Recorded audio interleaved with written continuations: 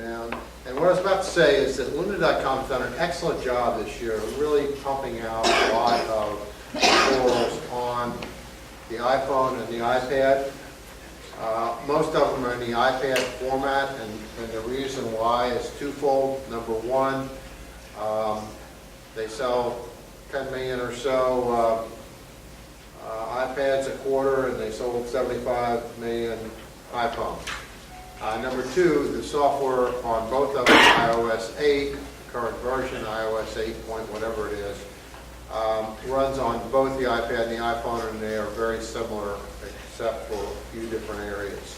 So, but they have about 4 or 5 tutorials, and these tutorials, this is one that just came out. It's on iPhone and iPad security fundamentals, and it is 2 hours and 45 minutes long, so I hope you all plan on being here for a while. Where's the candy? Yeah, there's no candy at the library. But so here's the length of the whole thing. But it's broken up into small. They're always broken up into small 8 or 5 or 2 or 3 or 10-minute segments, which is really nice because you can go in a tutorial and you can just say, well, okay, I'm not interested in this, but I am interested in enabling passcode or fingerprint lock. Or I am interested in connecting devices to an unfamiliar computer. And you can just go to that one, and if you like it, you can flag it. So you notice that flagged with you when I went through this thing, and I think I went through all of them. The indication that you've gone through all is this little thing here. I have gone through this entire course. So I wanted to go through and just show a couple of these. And how many people here have a device that has the fingerprint technology on it? A lot of people? Okay. So I'm going to play that one, even though you're probably using the fingerprint and not having any problems with it. This tells a little bit about it, and it's a good one to show a video because he shows exactly how to do it. So we'll go to that one. In this movie, I want to talk about passcodes and fingerprint locks on an iPhone or iPad. Passcodes are essential to get any level of security on an iOS device. I also want to talk about the fingerprint lock feature that comes with some iPhones and iPads, which is known as Touch ID. Both of these features in iOS 8 Essential Training. What happened here? But first, I want to see what it looks like when I have a passcode lock on my phone. And to do that, I'm going to put the device to sleep, and I'm going to wake it up by hitting any of the buttons. Then I'll swipe on the screen, and I have to type in my passcode to get into the device. When I first set up this device, it prompted me to create a passcode, which is a good thing. You may have skipped that step when you set up your device, but that's fine. We'll see how to set up a passcode in a minute. So, of course, to unlock my device, I'll type in my passcode. Now, I've got a very simple, basic passcode here. It's just 1, 2, 3, 4. But it's generally not a good idea to use a passcode that's so easy to guess. In fact, when I first set up this passcode, the iPhone warned me that this passcode is very easy to guess, and it suggested that I not use it. But since we're just using it for example purposes, I think it's fine for now. So that's the passcode in action. Let's take a look at some of the settings. I'm going to go into Settings on my device. I'm going to scroll down a bit, and I'm looking for the option for passcode. Now on my device, it says Touch ID and passcode because I have the Touch ID fingerprint sensor on this device. But if you do not have the Touch ID fingerprint sensor, the option will simply say passcode. So I'm going to go ahead and go into this. Before I can make any changes to these settings, I have to type in my passcode again here. So I'll go ahead and do that, and now we're in, and now we can make some changes. Now this is where you would go to turn off your passcode or to change your passcode. This is also where you would go to set up a passcode if you don't already have that set up. And I recommend that you do, because it is the most basic, essential security precaution that you can and should take. But how secure is it? With a passcode, we're really walking the line between security and convenience. If you don't use a passcode, it's super easy to unlock your phone with just a swipe on the screen. But then anybody can pick up your phone and do whatever they want with it. A 4-digit code is more secure, but it takes a little effort every time you unlock your phone, so it's a little less convenient. Now, you can make things more convenient by adjusting some settings. So for example, if I scroll down here a little bit, there's this option that says require passcode immediately. I'm going to tap on that, and I can change it to a different amount of time. So I'm going to change it to 1 minute. So what does that do? Well, now when I put my device to sleep, and I wake it up, and I swipe, I don't have to put in the passcode. But if I were to leave my device asleep for 1 minute or longer, then I would need to type in the passcode. So it's just a thing that will make it more convenient if you're going to be checking your device constantly every few seconds. So I'm going to go back into my settings for Touch ID and passcode. I have to type in my passcode to get in. And I'm going to change that require passcode back to immediately. So changing the require passcode time will make things more convenient. Now here's something you can do to make things a little bit more secure, although it would be less convenient. And that is to disable the simple passcode option. Now the 4-digit passcode that we've been using is a simple passcode. So if I turn this off, and I'll need to confirm by typing in my current passcode, now I can type in a new password that can be any length. It can be complex. It can include different characters and numbers and symbols. The idea is that a 4-digit code might be fairly easy for somebody to guess, or to look over your shoulder and see when you type it in. But if instead you set up a longer, more complex password, it's more secure, but it will be a little more tedious every time you have to type it in. I'm just going to cancel this. I think you have the idea. So those are passcode options. Let's talk for a minute about Touch ID, which is available on the newest iPhones and iPads. Touch ID, which is the fingerprint sensor, is an extra layer on top of the passcode feature. And this is where a lot of confusion comes in. So what I'm going to do is I'm going to set up the fingerprint sensor. And all I need to do is scroll here, and I'm going to hit this option to add a fingerprint. Of course, this will not be here if you don't have a device that uses Touch ID. And now I'm just going to have to scan my fingerprint. To do that, I'm just going to touch the fingerprint sensor several times and let it scan my finger over and over again.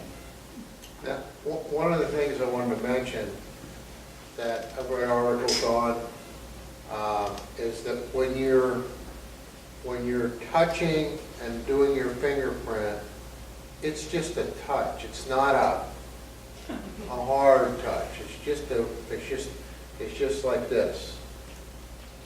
Okay, so I just wanted to mention that. They say that does a better job of capturing it the way your fingerprint is. That also seems to be the issue with Apple Pay. Yeah, if you do it too hard. Right. You Yeah. get Siri also. Yeah, you can get Siri also will pop up, indicates you're pressing too hard. After the initial scan, it's going to ask me to adjust my grip so that it can scan the edges of my fingerprint. So I'll do that. I'll hit continue. Now I'll let it scan the edges just by placing the edges of my finger on the fingerprint sensor. And now I've completely scanned my finger, and I'll hit continue. Now here's the important part. Touch ID does not replace the passcode. It's simply an alternative to the passcode. I've heard people say that they don't like the idea of the fingerprint sensor because they don't want to be locked out of the phone if the fingerprint sensor doesn't work for some reason. But that's not the case. Once you've set up Touch ID, you can put your device to sleep, and when you wake it up, you can just touch the fingerprint sensor and it will unlock. Or, if you choose, you can wake up the device, swipe, and type in your passcode.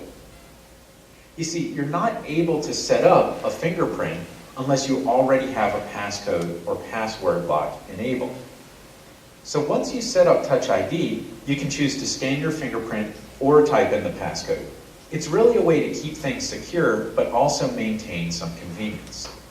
So the fingerprint sensor is much more convenient, and it's safe to use but it's not necessarily more secure. Sure, nobody can use your fingerprint sensor without your actual finger, but they could still unlock your device if they had the passcode. You should still make sure your passcode is unique and not easily guessed. So with all this in mind, if you have Touch ID, there's a way to keep your iPhone or iPad very secure while still keeping some convenience. And that is to turn off this simple passcode option, then create a long, complex, difficult to guess password, but still make sure it's something that you'll remember. Then enable Touch ID. You'll have the option to type in your password when you need it, but you'll usually unlock the device using just your fingerprint. Now at this point, consider how secure you need your device to be and how convenient you want it to be to unlock your device. Then I suggest you configure your passcode in Touch ID settings accordingly. Okay, so I have a question. How many people here use a more complicated password than 4 digits? Great, that's great. And Jerry, you do too? Oh, yes. Okay, good. I do. I use now 7 digits. Now, I've mentioned this before. You know, he mentioned in there it's a question of convenience. And what I found out is it's sort of a compromise. It's not as strong of a password as it could be. But if you make a complicated password and make it all numbers, then when you go to unlock your phone, only the numbered keyboard will come up. So the one with alphabet and numbers and everything does not come up, just the keyboard comes up with numbers on it. So I have a complicated one, I'm up to 7 digits, but it's 7 numbers. So that's sort of a shortcut that I use, which is a compromise between convenience and having a longer passcode. And I think the passcode, having a more complicated passcode, while it might be a little bit of a pain for you, is worth the security. Any questions on that? Yes? Just a point, if you use a Brillo pad or saying something, you can't use your fingerprint for a month. I'm sorry, I didn't hear If you. you use a Brillo pad or sandpaper, you cannot use your Touch ID for about a month afterwards. Okay. So, yes. So what do you mean? I don't understand what you're saying. So- You're scrubbing something or sanding something, you sand off your fingerprint. Oh, And it okay. doesn't recognize it anymore. Oh, mine doesn't work with my hands. Well, there's a couple things that I've noticed, and that's a good point. I don't use Brillo pad on my fingers, No. fortunately, but I can see where that could happen if you're using that. Or sandpaper, but I haven't had that difficulty, but I have had the difficulty of if your hands damp at all. Like if you're out, I mean, if I'm riding my bike and I get a little sweaty and I go to do it, it just doesn't want to do it at all. And I have to enter my passcode. The other thing would be, you mentioned the cold. I have a little bit of difficulty when I go out skiing. I still ski, so I go out if it's cold. I can have some difficulty with the fingerprint. And what I'll actually do is when I'm out there and it's cold, I'll make a new fingerprint just for cold weather.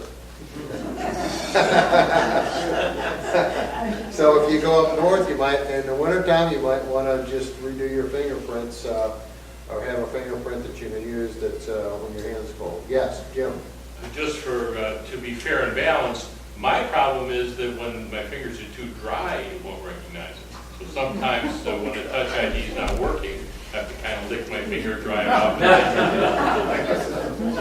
Okay.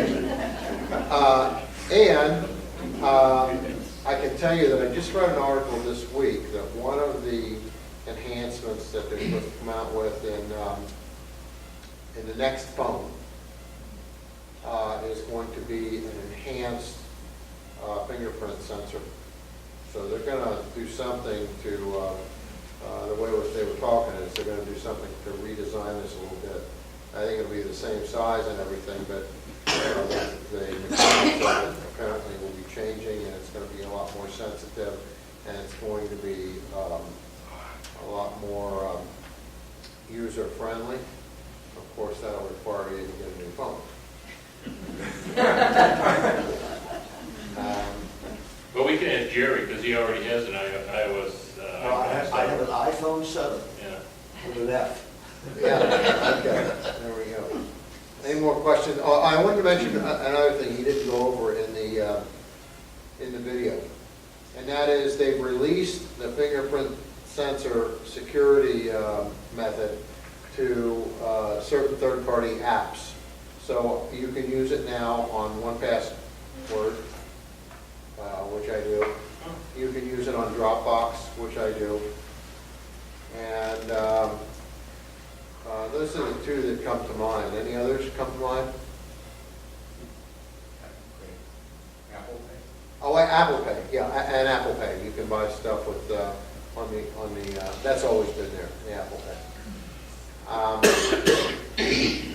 And the iTunes Store as well. So, okay, I well, got one more question. yes. For a more serious password, not having just numbers, can we use the special characters in it? Yes, you can use whatever comes up on that keyboard when you go in to set up a complicated passcode, it'll show a full keyboard. If you only put in numbers, then the next time you have to put it in, you'll get a numbered keyboard.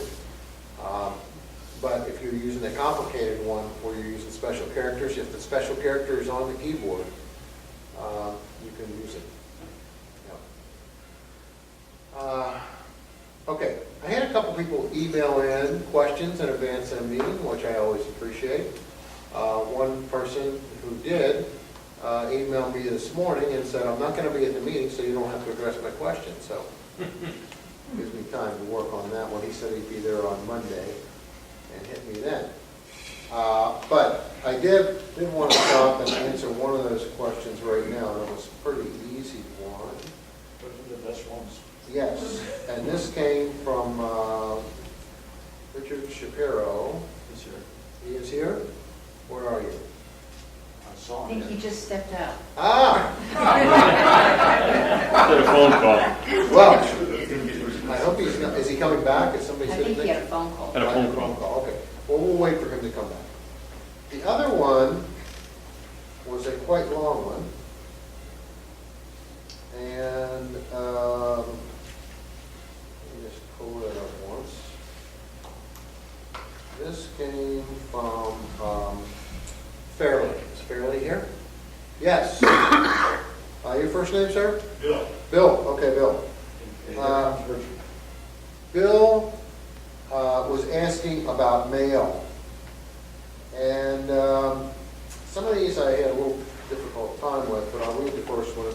It's when I'm asked to enter my email address on a form, I often see my email pop up. If I tap the space bar on the iPad, it enters it on the form. Very good. But I get a message, invalid email, or something similar. It used to work fine, but no longer. Why? And I have no reason why. Does anybody else? When it gives you that it's an invalid, can you continue on? Yeah, you just have to back it out and type it in. Oh, it actually will not let you continue on and just go to the next email. Right. Okay. So you can type in the same email And it works. and work. Then it works. Jim? Did you use autofill? No. No, but I think that's what's happening. Yeah. You got it. I know that I once tried to make a purchase and I filled in all the personal information using autofill and it just wouldn't take it. And I finally called the company and they said, sometimes it doesn't like autofill and you have to type it in. When I typed it in, it worked. Yeah, I've had the same thing. Same here. Could it be that the space is getting entered into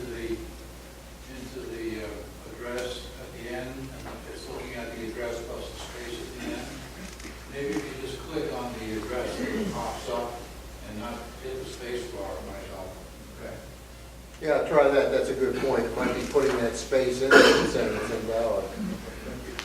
Okay, then the next one he had was, in AOL, I receive emails in the junk folder on some occasions.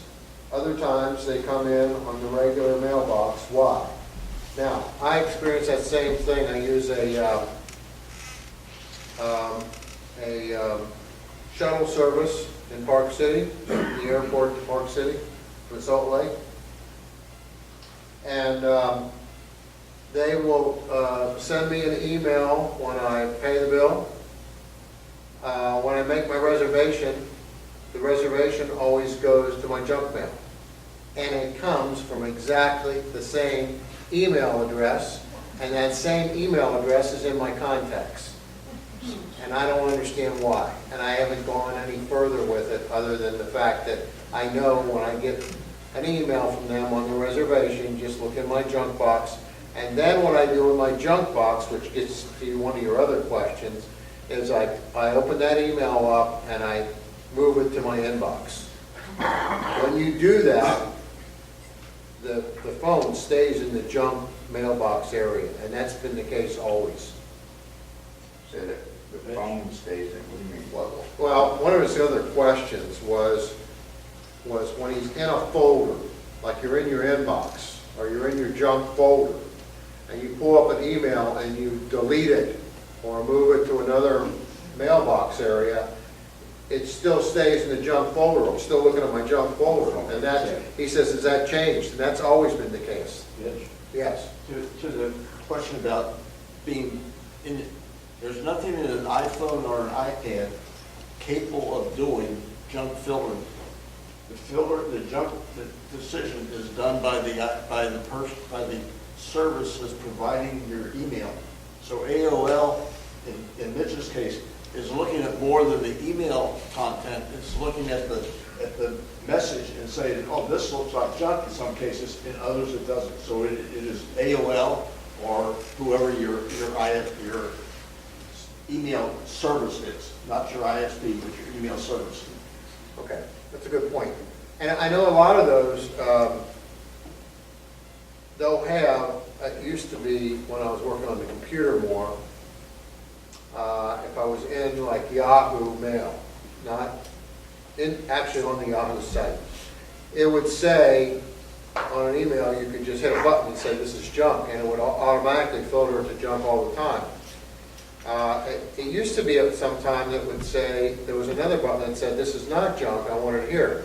I think that this is not junk has gone away on a lot of those services, because I've got stuff that will go to junk and I just can't get it to recognize that it's not junk. But if you're looking at your email on a Mac, then you've got actually 2 or 3 things working to try to isolate the junk. First, the email provider is doing a lot of filtering. Probably 80% of the messages that come to your email address are junk, and the provider doesn't even send it on to you. They're the Ukrainians and everybody else that send out 1 million messages a day. Second, in your Mac, the mail application has a junk filter. If you activate it, there will be a junk mailbox on in your sidebar, and that is one that you train. If it's in there as in junk, but it's not junk, you can click on the not junk, and you will start training your Mac that this is good mail. But that does not go back over to the iDevice. For Apple, no. If you're using a product that I use called Spam Sieve, and you say this is junk or this is good, it actually will move it to the appropriate mailbox for you. Spam Sieve. Spam Sieve. SPAMSIEVE. And that is a app that you buy on from the Apple Store? Yes. You know about how much it costs? Probably about $30. Okay. Anybody else use that here? I used to. Used to? It'll give you 30 days free, but it'll keep reminding you that It's your very time good. is running out. Years old, many years old. spam too. Okay. Yes. This may answer the original question. We had a service that gave us advice on different matters at one time, and there were optional services and basic services. And we were getting some but not others, so I called the company, and they said they send things out with 2 different servers. And everything that was coming from one server had been filtered, and we didn't get any of it, and the other server would work. So maybe the company that's doing your reservations uses different servers for taking in information and sending information. But if they use different servers, you can get a different response. And so we found, eventually they worked on a server, and eventually we got things, but it was an issue with the company and their different servers. That could be the case, because I don't have AOL, but I experience the same thing as you. Sometimes it'll, with this particular one, with Resorts Quest out in Utah, one type of mail goes to the inbox, the other always goes to junk, and the address is in my contacts, so I know it's not that. It could be that it's coming from a different server. It could be that somehow it's a Gmail, so it could be, I think this one might be Yahoo. Could be that Yahoo looks at the content of the mail and says, oh, this reservation is junk. They look at the content of all your emails. Yeah. So don't, so things are in there can constantly be triggered as junk. But the other one that you mentioned about being in, let me go to that real quick. So if I go to this mail and I'll just go to Yahoo and I'll go to my inbox. If I go here and go edit and I delete this one, I can move it, delete it, whatever, but I'm just going to put it to trash. It keeps me right in that mailbox. It always has. So if you were thinking it did something different on iOS, that's the way it always worked. And if I'm in, if I'm in junk, if I'm in trash, okay, the same one, and I select it, restaurants, and I say, well, let's move that to the inbox, it'll still be in trash. It'll bring me back right to trash. Say, Mitch, I think that's unique to your server, because I have a different server. When I move it into my main box, it leaves the junk box. On an iDevice? I think so. That's what happens to me. Me too. There is a setting for indexing trash, and when that happens, they don't move it apparently until you open it again. I'm not quite clear, but we don't have to go that far. I do a search for Naples mug or NMUG, and I have to use both of them because I get mail from the same guys in a different. It says either NMUG or Naples mug on the mailing address. And so, and I don't know where our registration is coming from on our courses because I can't find it yet. I got one. So there's, but I had a problem the other day where even on my Mac, everything turned to junk mail in the received messages. So I'm more led to believe that was Apple, not me. I think that comes from wherever your mail service is coming from. Well, it's supposed to come from inbox. No, the thing that determines whether it's going in the inbox is the original server. Like on this one, it's Yahoo. It's whatever Yahoo says. Well, on mine, on the i8, what is it, iCloud, iMac, Yeah. Mac at me, and at me, those all come in the inbox. They're not separated. Oh, mine come in the inbox too, for that particular mailbox. For iCloud, they're all in the inbox. That's the way they come. I haven't set up any filters on that. I don't even know if you can on No, but iCloud. when I try to do a search, Filter with it, that's.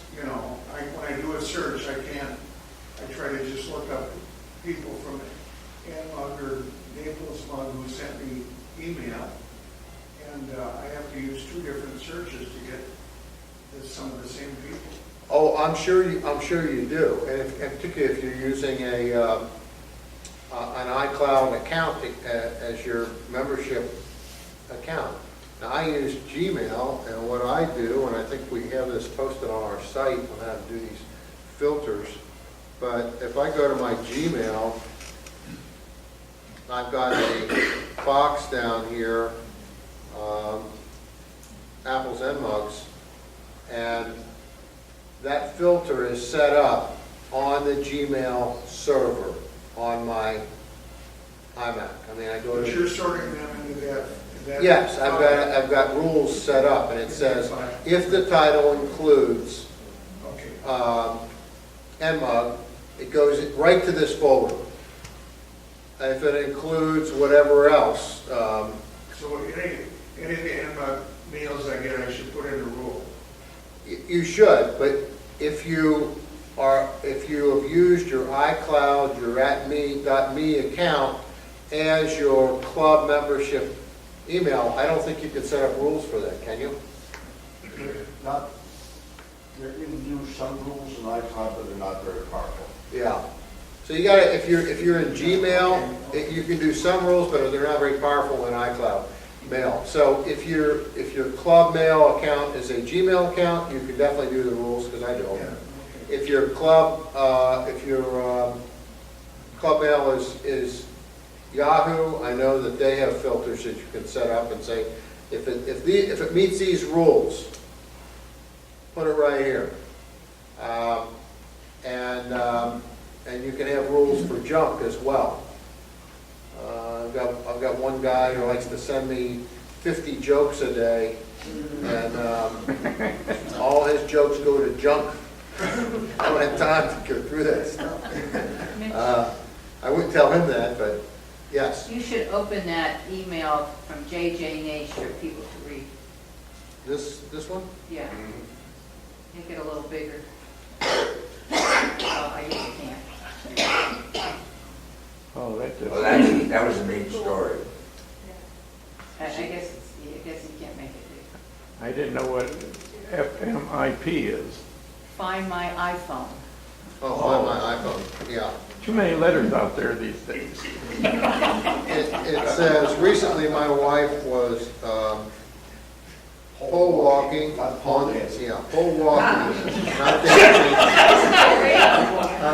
pole walking on the beach near Gordon Pass and lost her iPhone 6. Many people searching were unable to find it. At home, find my iPhone. Green dot was on the screen on his home computer, I would imagine. Okay. Some 5 hours after the loss, we returned to the dot spot and found the phone. In the last vacant lot on Gordon Drive, where there's a park bench at the sand, and someone had simply left the phone there. Okay. So, I know I left mine in Publix one time. I'll tell you exactly what I did. I jumped on that big scale that they have at every Publix. I'm a big guy. Didn't go high enough. And I took my phone, wanting that extra half a pound off. I took my phone out and I set it up on this scale the way I normally always do. And when I saw the result, I was either so horrified or shocked I forgot my phone.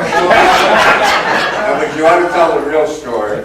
He took all of his clothes off and he was arrested.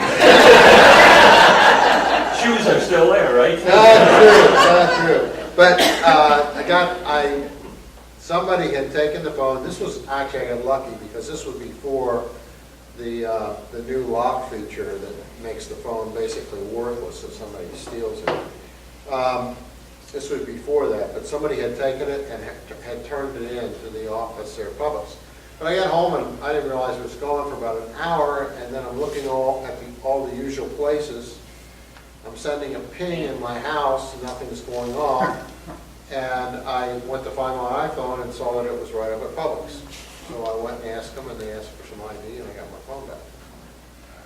Mitch, Yes. my name is Ron. On an iDevice, is there a rule or procedure that allows you to limit how many emails you have in a box? No, not that I know of. So if you have, like 2,000, it won't start deleting them, they'll just keep accumulating. Just keeps it moving. Well, you can't delete them You can delete it. manually, Yes. but you cannot do it in groups.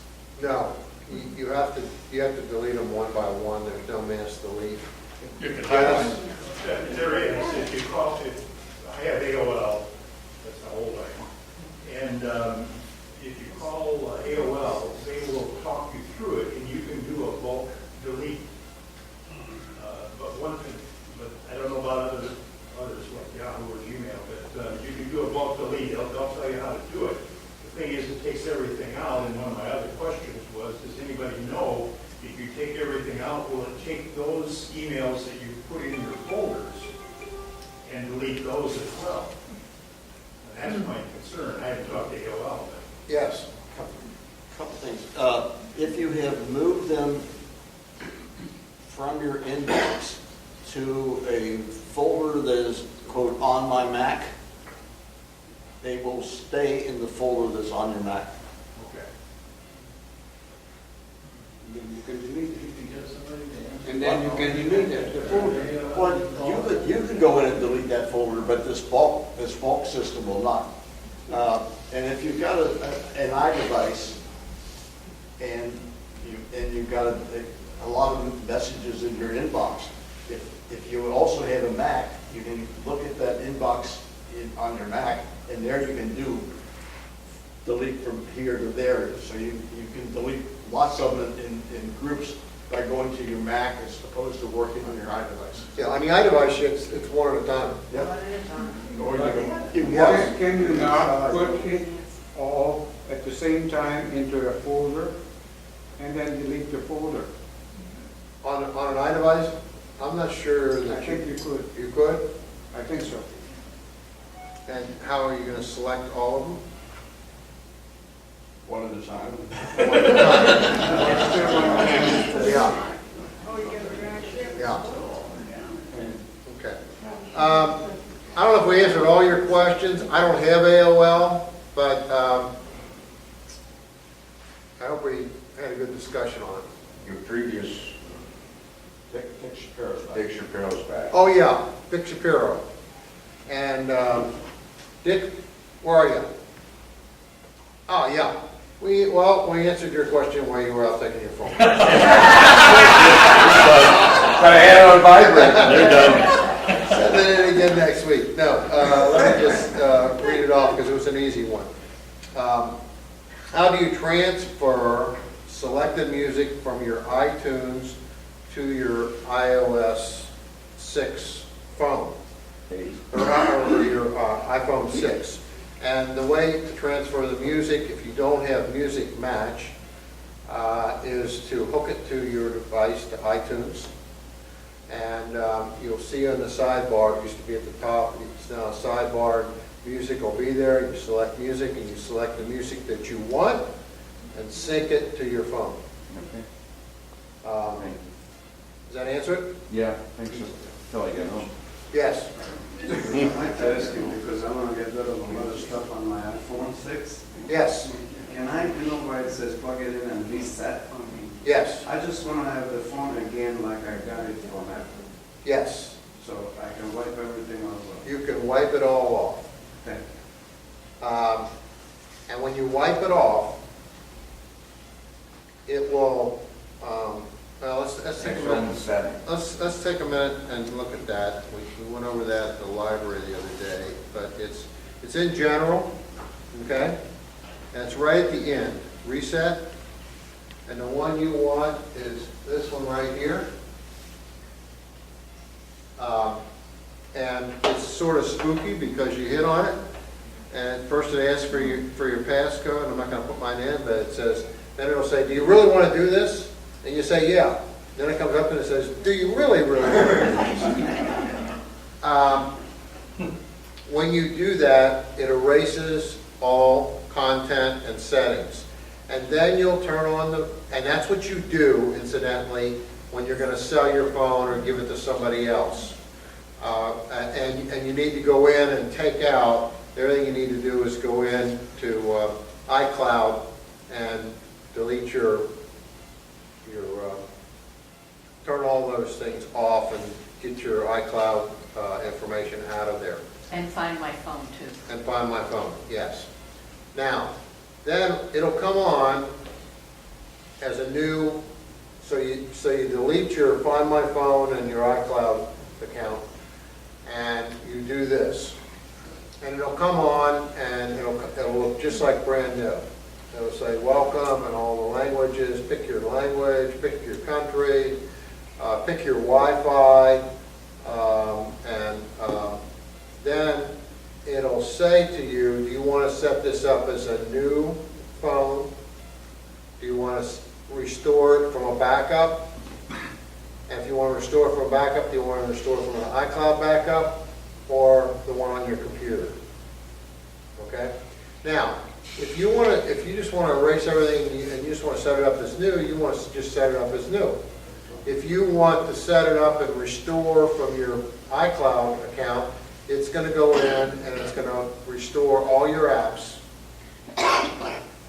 It will not restore your music. It will not restore movies, but it will restore all your apps and the folders that they're in. And if you have a lot like me, I have over 300 apps on this thing. It takes like overnight to restore them all, or several hours. Does that answer your question? Yes, it's just so much junk on it, I didn't even put that myself. Like Facebook account, I want them off. Okay, if you want them off, you will just set it up as new. Now, when you set it up as new, in any case, what you're going to have to do is you're going to have to go in and reset up your mail. You'll have to reset up iCloud and Apple ID, iTunes. So you'll want to make sure you have all those passcodes. Okay, before you do it, if you're using one password and you want to and you have it on other devices, then you can just look in one password and you'll have your passcodes there. You can type them in, but you can also then re-download the 1Password app, and it'll ask you, do you have an existing backup, and where, if it's in the iCloud or wherever it is, you hook into that and it'll bring all that data down. But if you don't want Facebooks, just don't download it. No, I won't. Okay. Still intrusive, it's everywhere. Okay. Anything else on that? Okay. I think those are all the questions that I was emailed, other than the one for Monday. Okay, so I want to get back to this guy's videos, and maybe we'll do another one of these. Connecting to a device, connecting a device to an unfamiliar computer. This is a security situation. So you've got lots of private data on your iPhone or iPad. When you connect your device to your computer, it can synchronize some of that data with the computer, like your calendar, address book, notes, or even photos. So if you can easily copy data from an iPhone to a computer, doesn't that pose a security risk? What if somebody steals your iPhone or iPad? Can they just synchronize your iPhone with their computer to get the data and photographs that you have on it? Well, the answer is no, if you have a passcode lock set up, and if you've already paired your device with one trusted computer. So let's see how this works. I have an iPhone that has been completely erased and reset to factory settings. It's never been connected to a computer. But I did set it up to have a passcode lock. So if I put the device to sleep, wake it up, swipe, I have to put in a passcode lock to get in. So here's what happens when I connect it to a computer to sync with iTunes for the very first time. So here's what I'm going to do. I'm going to put the device to sleep. Then I'm going to connect it to my computer. And I'm going to launch iTunes. So it says iTunes cannot connect to the phone because it's locked with a passcode. So here's what I'm going to do. I'm going to wake up the device, swipe, I'll put in the passcode. Now it's no longer locked. And if I hit try again, now the computer will connect to the device. And this is what it looks like when you connect a phone to your computer for the very first time. It will give me the opportunity to sync my data. I'm just going to hit continue here. I'll hit get started. And now we get the normal. Now I want to stop this right here. You were asking me about how to sync your music. So when you hook up, this stuff used to appear at the top. Now, you know, your phone appears up here. You hit on your phone, and then you would hit on music, and the music that you have on your computer would then show up, and you'd sync what you want. If you've created playlists, you can hit the playlist and sync the playlist. Same thing if you have movies that you want to download or books and so on. Okay? Thank you. Where we can set up all of the information that I want to synchronize. If you have backup data from a previous iPhone or iPad, it would also offer to restore this device from that backup. So pretty straightforward, right? The computer cannot talk to the iPhone unless you put in your passcode. But you don't want to put in your passcode every time you sync your phone. That's not very convenient. Fortunately, you don't have to. The computer is now considered a trusted computer. Whenever I connect this iPhone to this computer in the future, it will automatically synchronize based on the settings that I've established. So if I were to disconnect this device, put it to sleep, then plug it in again, everything will synchronize according to my settings because this is a trusted device. So why is this computer trusted? Well, it's because it was the first computer I ever connected this phone to, and I used this computer to do the initial setup. That makes it a trusted computer. But remember, I did still have to punch in the passcode when I first connected it. If you don't have a passcode on your phone, then that won't be a barrier. So that's just another reason to set up a passcode. So if you're dealing with a brand new device and you have not set up the passcode yet, then it will just connect to the first computer you plug it into without any other steps. Okay, so this computer is trusted. I don't have to put my passcode in every time I want to sync. So what happens when I connect this device to a new computer? Let's do that. So now I've switched to a completely different computer, and I'm going to connect this device. First, I'm going to put it to sleep. Then I'm going to connect it to the computer. It's asking me if I want to allow this computer to access information. I'll hit continue. And now it's telling me to allow access, I have to respond on my phone, which means I have to unlock the device by putting in my passcode. And then I get this question, do I want to trust this computer? I'm going to hit don't trust. And the computer tells me that iTunes could not connect to this device because it's not been trusted. It does not have permission to access any of its data. This can be really handy if you just want to connect a device to a friend's computer to charge the battery, but you don't want any data to be transferred. So now I'm going to disconnect the phone. I'm going to hit OK. I'm going to make sure it's locked, and then I'm going to connect it again. We'll go through the same process. It's asking me to respond on the device. I'll swipe, put in the passcode. It's going to ask me again if I want to trust. This time I will trust it. I'll hit continue. And now the computer recognizes this phone, and I can set it up to synchronize whatever data I want. And it will remember this device. Anytime I connect this device to this computer in the future, it will remember it because it's now trusted. Which leaves us with one last detail. What if I don't want a computer to be a trusted computer anymore? Well, you can't just revoke privileges for only one computer, but you can reset the device so it does not trust any computer. To do that, I'll go into Settings, to General, then to Reset, which is down at the bottom, and I'm going to choose Reset Location and Privacy. I'll have to type in my passcode, and I'll hit Reset Settings. Once I do this, there are no trusted computers on this device. Now I'll disconnect the device. Once again, I'll put it to sleep, I'll connect it to the computer, and it's going to send me through that same process again to unlock the device and ask whether I want to trust the computer or not. Setting up a computer as trusted is only a convenience measure.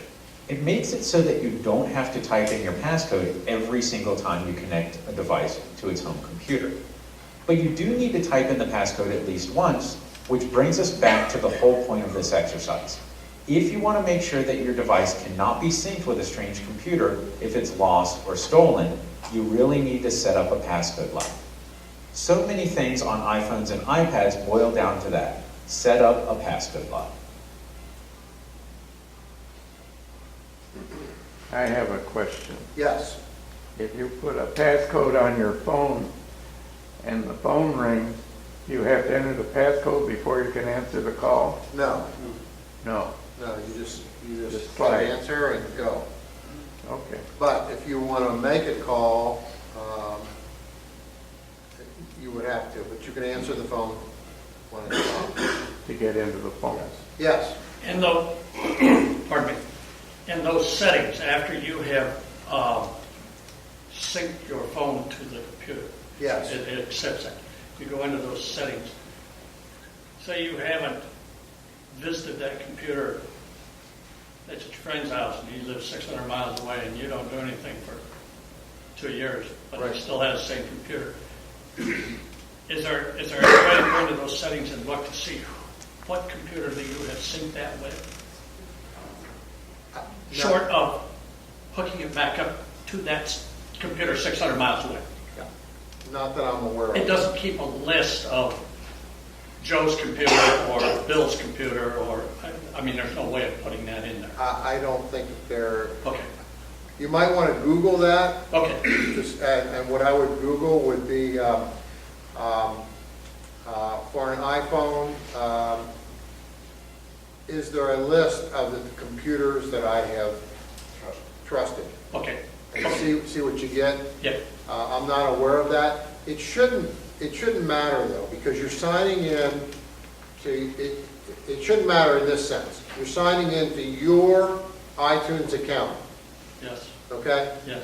So if I'm on your computer and I put my iTunes information in and sign on your computer in my iTunes account and I hit trusted, it just means that if I go back, I'll be able to plug it in and do some things on my but I'll still have to sign into my iTunes account, not yours, Right. mine. Right. It won't sign in automatically unless I've clicked the buttons to sign in automatically, which I wouldn't do. And if the version of iTunes changes, that could also change. Okay. So 2 years ago, we're now 3 levels up on iTunes versions. Right. I don't know if it would still be a trusted. Okay. The only way that you really would know is if once you plugged it back into that host computer. Now, it was a couple years ago, I would be surprised if it would be a trusted computer. Because the trusted thing, I think, has just come about in the last year or so. Okay. Okay. Okay. Thank you. Yes. Hi, Mary Ann. I plugged my iPhone 6 into my computer, so I'm sure it's a trusted one. But I didn't have passcodes. Today I do because of the dire warnings here. When I plug it in again at home, will it just ask me for my password and then it will know it? Or will it be act differently? It will act, it should act differently. It should ask for you, if your phone's asleep, okay, it should ask for your passcode, just like in the film. And once you put it in, it'll go through the trusted thing. I'm pretty sure that now that you have a passcode, if your phone is locked, it's going to ask you to enter that passcode, and it's probably going to ask you, do you want to trust this computer? If you haven't gone through the trusted thing before. I'm glad you have a passcode now. Everybody should have at least a simple passcode. Well, I had one way in the back there. Don Peacock, again on that reset location and privacy, besides unrecognizing it, your trusted computer, what else does that do? I'd Google that, Don. Okay, and so can you can sync it with more than one computer? You can sync it on any computer by just signing into your iTunes account. Okay. When you buy a new computer, my wife and I each have a new computer since Christmas.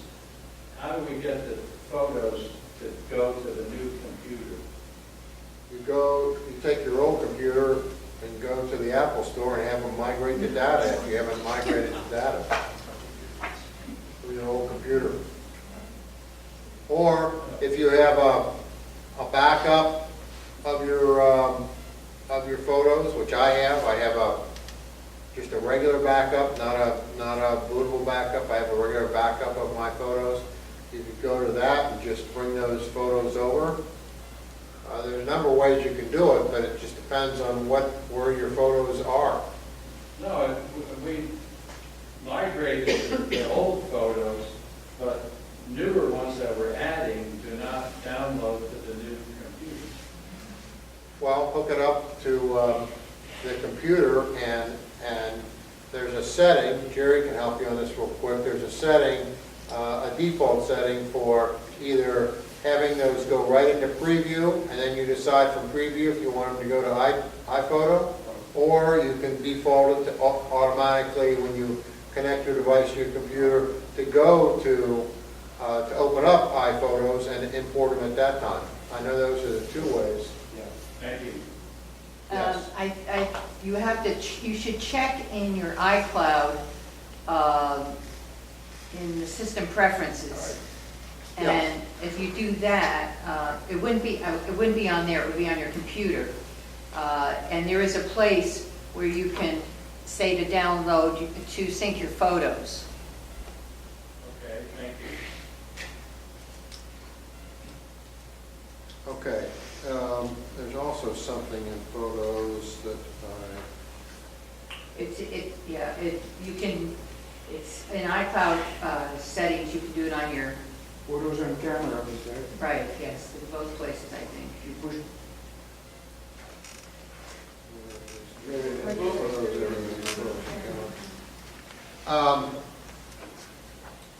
The one thing is that I made the mistake of turning this little puppy on.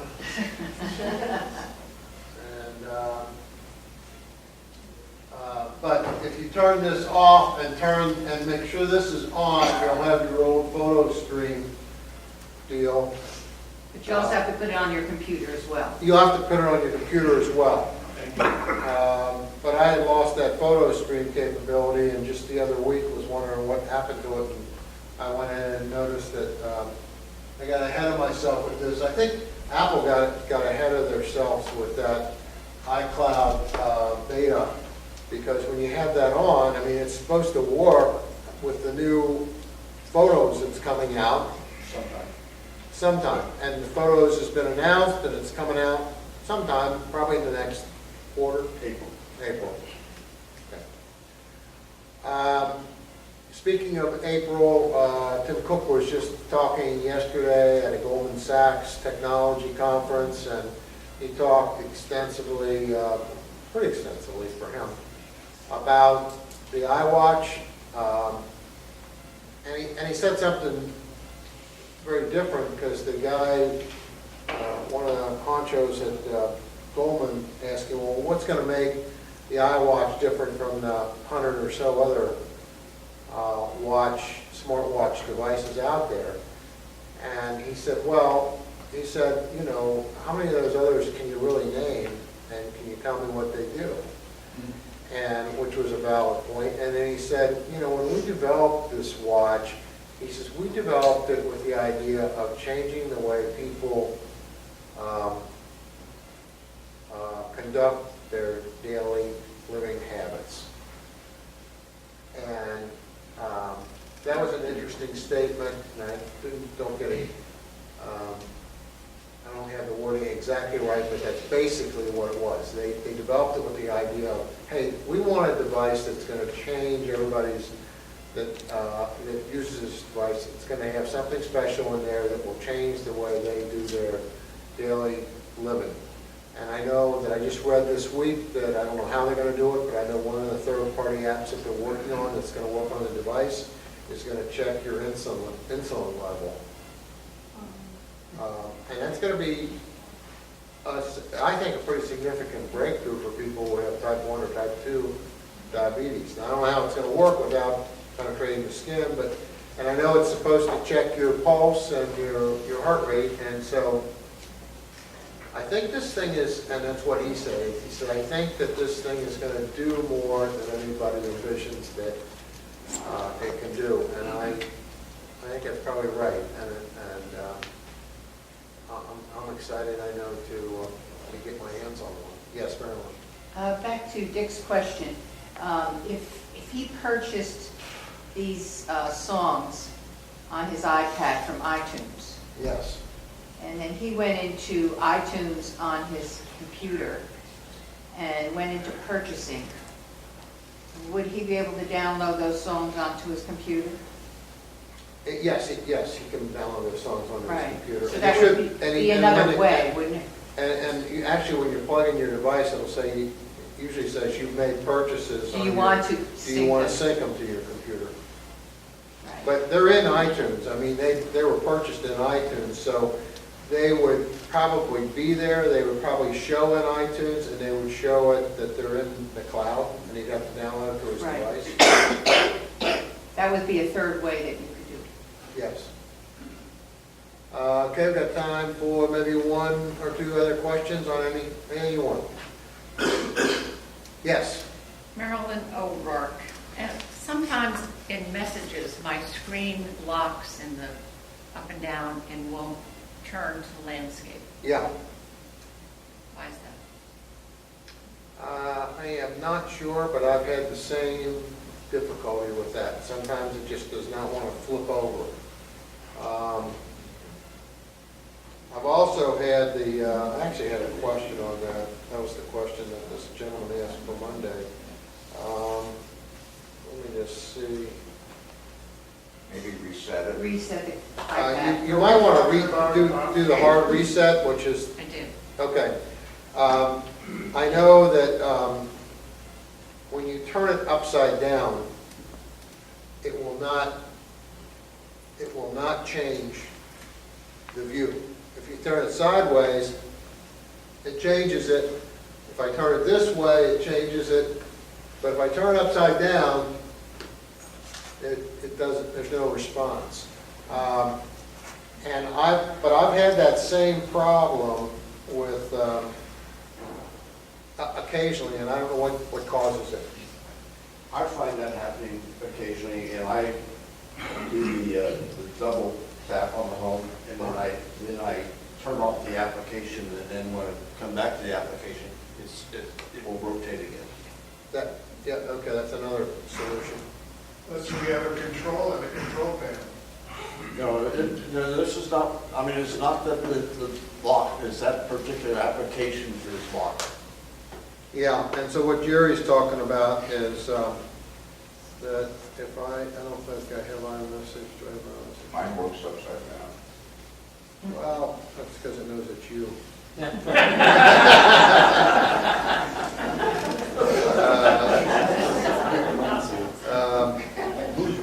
Okay, so let me just see if I can do this. So, okay, here's my iMessage, and what Jerry's talking about is I double tap the home page.